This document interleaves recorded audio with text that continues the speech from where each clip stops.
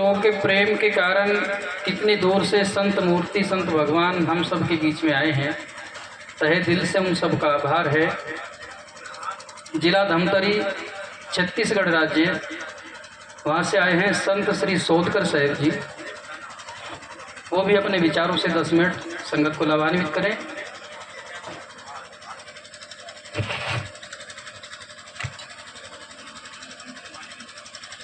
बोलिए सद्गुरुदेव भगवान की। एक विचारक ने बहुत बढ़िया कहा है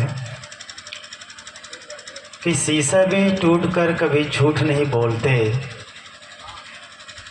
शीशा भी टूटकर कभी झूठ नहीं बोलते, और लोग जयकारा के नाम पर मुख नहीं खोलते।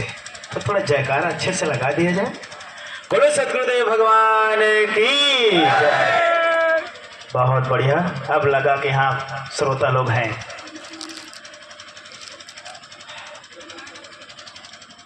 साहब जी का बहुत ही सुंदर प्रेम स्नेह है। छत्तीसगढ़ आपका पदार्पण हुआ और साथ ही साथ आमंत्रण भी हुआ कि कार्यक्रम दिसंबर में है, साहब पधारा जाए। साहब जी के आमंत्रण स्वीकार कर आज छत्तीसगढ़ से भी 3 संतगण यहाँ आपके इस पावन धरा धाम में पधारे हुए हैं। साहब जी को बहुत बहुत कोटि कोटि साधुवाद, जो इतनी दूर से भी अपने प्रेम रूपी चुंबक से यहाँ खींचकर आप सभी लोगों के सन्मुख आप लोगों को दर्शन दिला रहे हैं। आइए अपनी टूटी फूटी भाषा में, ज़्यादा लंबा चौड़ा नहीं, थोड़ी समय के लिए आप सभी लोगों के सेवा में प्रस्तुत हूँ। श्री गुरु चरण वंदन करूं, बंधन कटे हमार, कबीर देव करके कृपा, मेरा करो धार गुरुवर, विनय करो स्वीकार। गुरु के पावन नमन से मन का मिटे गुमान, कृपा दृष्टि अब कीजिए हे सद्गुरु भगवान। जिला बाराबंकी में सद्गुरु श्री विशाल देव जी हुए हैं। परम वैराग्यवान, अपने जीते जी उन्होंने कभी कोई आश्रम बनाया ही नहीं। कुछ उनके शिष्यों ने प्रयास भी किया, कहा कि मेरे लिए यदि कोई आश्रम बनाएगा तो जीवन में कभी वहाँ मैं जाऊँगा ही नहीं। संतों की अपनी मौज होती है, अपनी एक उमंग और अपनी जीवन शैली होती है, लेकिन अंत अवस्था में शरीर उनका जर्जर हुआ तो उनको भी यथास्थान शिष्यों द्वारा बनाए हुए आश्रम उनको साधना तपस्या कर फिर उनको संसार सागर से विदा होना पड़ा। उन्हीं की एक सुंदर वाणी वे बहुत ही बढ़िया कहते हैं, पाए मानुष तन वृथा न खोवो, दुख से छोर गले। पाए मनुष्य तन वृथा न खोवो, दुख से छोर गले, लहो विशाल परम पद अब के, सुयस सुपास धले। मानव जीवन की सुंदर यहाँ महत्ता बताते हुए सद्गुरु कबीर साहब जी कहते हैं, विशाल देव जी कहते हैं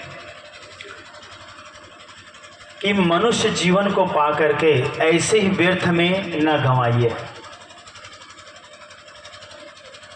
सजग होकर के, सावधान होकर के, सतत अपने आप को जानते हुए समझते हुए इस मनुष्य जीवन का सुंदर सदुपयोग करते हुए हम मानव जीवन को सफल बनावे। गोस्वामी तुलसीदास जी महाराज भी कहते हैं कि बहुत बढ़िया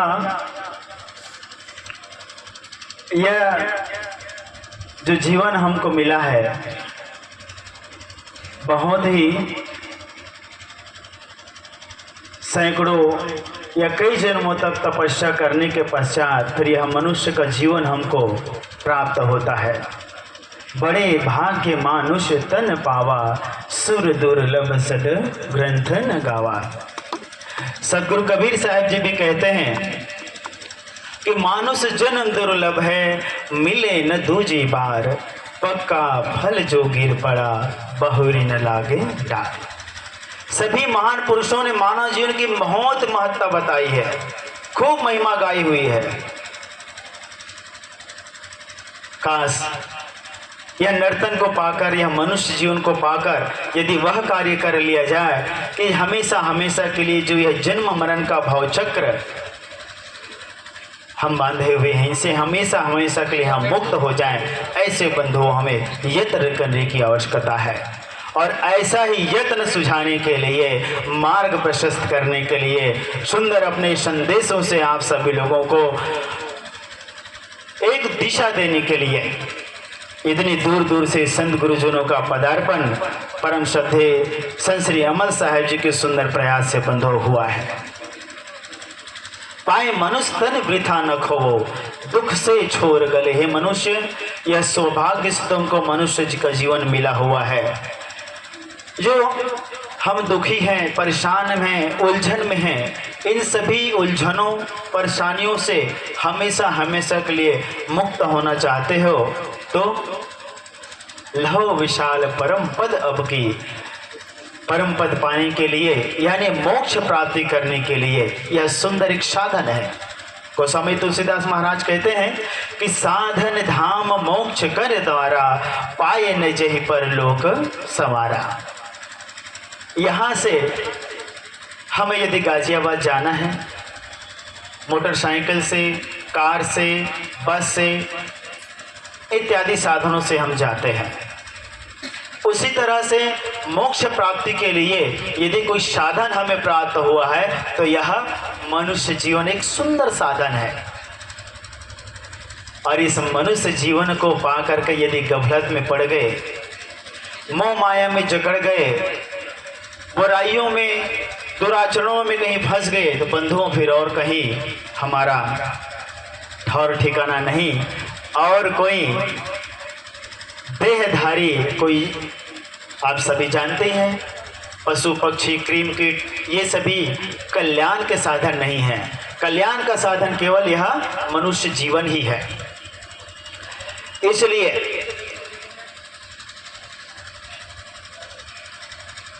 थोड़ा थोड़ा कब यह समय बीतता जाता है, कब हम बाल्यावस्था से किशोरावस्था, फिर किशोरावस्था से युवावस्था, युवावस्था से फिर बुढ़ापा अवस्था और धीरे धीरे जर्जर अवस्था करके ये संसार से कब हम विदा हो जाते बंधुओं, पता ही नहीं चलता।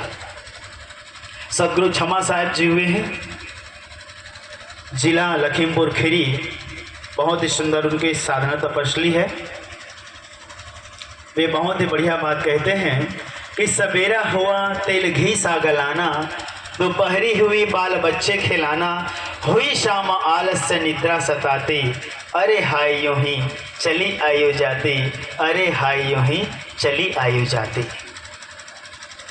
बस हम सभी सो के उड़ते हैं, काम धाम में लग जाते हैं, शाम होती है, शरीर थक जाता है, भोजन प्रसाद जो ही करते हैं, फिर नींद आने लगती है और फिर दिन ब दिन यही प्रक्रिया हम दोहराते चले जाते हैं।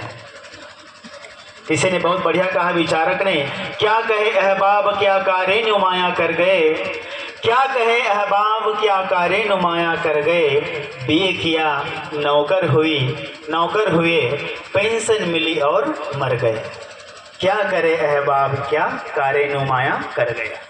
बस खूब पढ़ाई लिखाई करते हैं, नौकरी चाकरी मिल गई, रिटायर हुए तो पेंशन मिलने लग गया और अंत में फिर ऐसे ही दुनिया से अलविदा।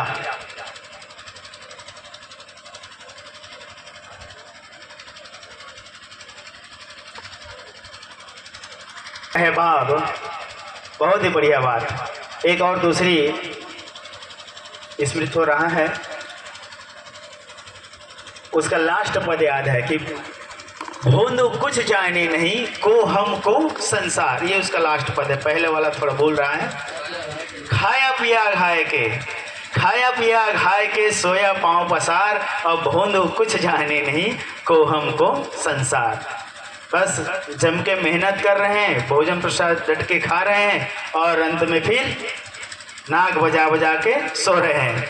मैं कौन, संसार में किस लिए आया, क्या मेरा उद्देश्य है, कोई अता पता नहीं। यहाँ देखता हूँ लगभग 80% लोग सफ़ेद बाल वाले हैं, ज़्यादातर 80%, 20% हैं जो काले बाल वाले हैं, यानी युवा अवस्था वाले लोग हैं, और ज़्यादातर लोग लास्ट अवस्था में ही आते हैं। और उन्हीं को भक्ति भजन के लास्ट स्टेज का समय, उस समय जिसमें आदमी न ठीक से सुन पाता है, न ठीक से देख पाता है, न ठीक से चल पाता है, ऐसी अवस्था लोग अपने कल्याण के लिए चुनते हैं, भक्ति सत्संग के लिए, साधना के लिए चुनते हैं। बंधुओं, समय रहते ही देखिए, आज हम युवा हैं, महज 40 साल की उम्र में लगभग भारत के लगभग 20 राज्यों में घूमना हो गया गुरुदेव जी की कृपा से। बूढ़े हो जाते, पता नहीं है 20 राज्य हम घूम पाते, आप लोगों के सन्मुख आ पाते या ना पाते, इसका भी कोई ठिकाना नहीं है। इसलिए बाल्यावस्था से भगवान प्रहलाद, ध्रुव, इन लोगों ने बाल्यावस्था से ही भक्ति किया, बाल्यावस्था से भक्ति करके आज वे हमेशा हमेशा के लिए अमर हो गए। तो ऐसे ही हम सभी लोग समय रहते जागें, चेतें, हम चेत रहे, साथ साथ अपने भावी पीढ़ी, अपने बाल बच्चों को भी हम सत्संग में लाएं, मार्गदर्शन करें, ताकि उनका भी जीवन धन्य हो। आइए इन्हीं विचारों के साथ अपने वाणी में यहीं विराम देता हूँ। बोलिए सद्गुरुदेव भगवान की जय।